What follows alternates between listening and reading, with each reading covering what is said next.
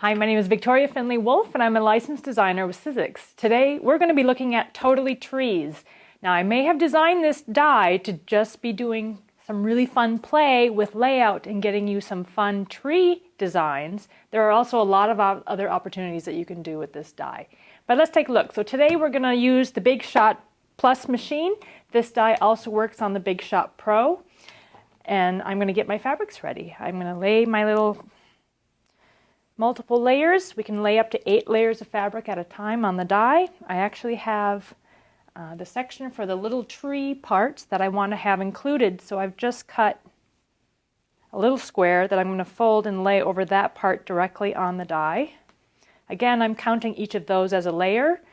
So I have 2, 3, 4, 5, 6. I've got 6 layers on this die that I can go ahead and roll through. Putting one of my cutting pads below the die, one on top.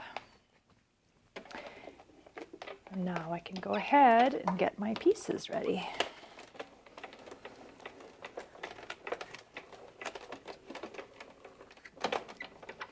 So when I'm looking for a die that in a project that I want to get done very quickly, this is a perfect die for this. You have so many fun little layouts that you can do. The lining up on the shapes is very easy, and I can really make this quilt in a day. So these are the basic elements of this shape. We have multiple sizes where I'm using as the tree shape. Then you also have the positive and the negative of that equal shape. Then you have the 2 rectangles. So let's say I use the 2 light versions. I'm going to lay those down on the end of at the base of my tree, and here are my 2 little tree stumps. So you can see that I can very easily sew these shapes together, make little rows, and complete the block. You have options that you could be playing with this and make little trees or big trees. So if I want to take it down and just do little ones, I can make my block just like that. Okay? So we'll be able to see all the different options that I've done just on this one quilt. So whether I have that little individual tree, or adding in multiple layers, here's with 2 bases, here's with the 3 units. I've even gone ahead and made a longer tree trunk on this one by adding 2 of those rows together. So here I was just having a lot of fun with the different parts and how I could put it together to get various sizes among those shapes, and then dropping in a little extra color for fun. What was nice here also was using scraps. Hitting my scrap bin, putting my scraps on the die, and getting lots of different pieces that I can use to make an interesting quilt. So let's look at how we sew these pieces together.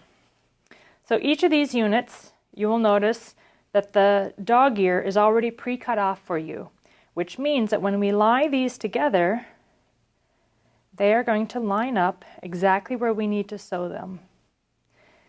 So where the dog ear point lines up there, this end lines up exactly the same, which means I'm going to be able to just sew my straight 1/4 inch seam, and they go together very quickly.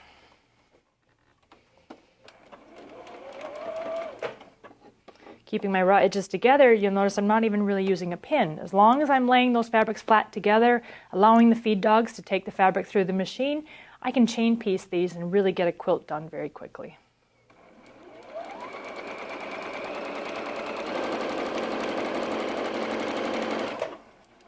When I'm using a dark fabric and a light fabric, I'm going to want to press my seam allowance going to the dark side.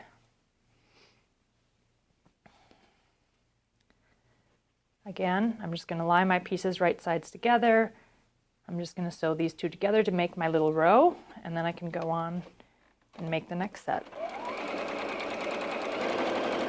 Again, I'll press that to the dark side, and then I can put these sections together, and then I have my first tree.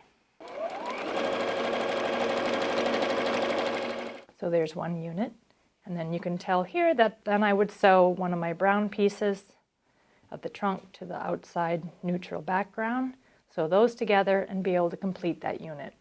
Let's look at some other options. This time I'm working with the positive and the negative of the one shape. So depending on where I'm looking, right now this should be facing towards you, now the tree is facing towards me. So just by putting the positive and negative on the shape, it's giving me kind of an interesting play on what the trees can actually do. And then I finished it again by dropping in those little pops of color as a surprise in the palette. Kind of a neat way to play with the die. And here's just a few more options. Now I've used just my solids. Go to my scrap bin, grab my solids, cut out multiple colors at a time, and then I can come back together. I could lay this quilt out on my design wall to get any kind of combinations that I wanted, or I could just randomly sew the different size parts together and I can make this little diamond pattern, which could be an entire quilt.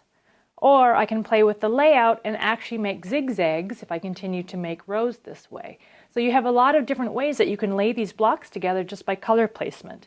Another thing that I'm kind of excited about wanting to play with is mixing up all of my blocks and getting something that's completely random, modern, and very improv. So playing with the different weights of the scale. So here I'm using my larger shapes versus my smaller shapes, mixing them up, and just let it be completely random. Sometimes you just need a really easy project to put a bunch of colors together and see what you're going to get. So it's kind of like a puzzle. I get to have all my parts in the parts department. I can play them all together and come up with something that's just completely original. So whether you're totally just playing randomly or totally playing with trees, you are totally going to have a great time playing with this die.